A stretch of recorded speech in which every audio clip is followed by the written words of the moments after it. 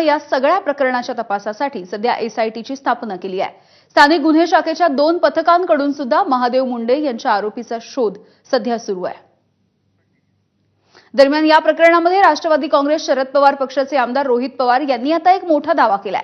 महादेव मुंडे प्रकरणामधील संशयित मुख्य आरोपी देश सोडून पळून जाण्याच्या तयारीमध्ये असल्याचा दावा रोहित पवार यांनी केला आणि या हत्येमधील मुख्य संशयित आरोपीचं नाव रोहित पवार यांनी जाहीरपणे घेतलेलं नसलं तरी सुद्धा गोट्या गीतेचा उल्लेख सातत्याने या प्रकरणामध्ये वारंवार केलेला दिसतोय।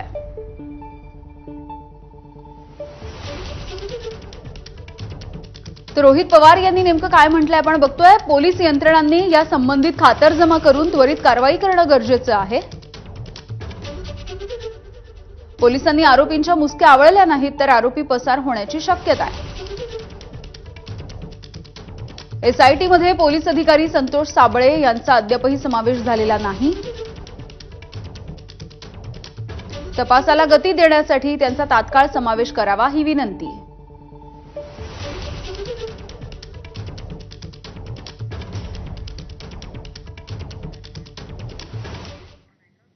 दरम्यान या सगळ्या प्रकरणावरती आता वाल्मिक कराडचा मुलगा सुशील कराड याने एबीपी माझाच्या समोर येऊन एक्सक्लुझिव्ह अशी प्रतिक्रिया दिली आहे आणि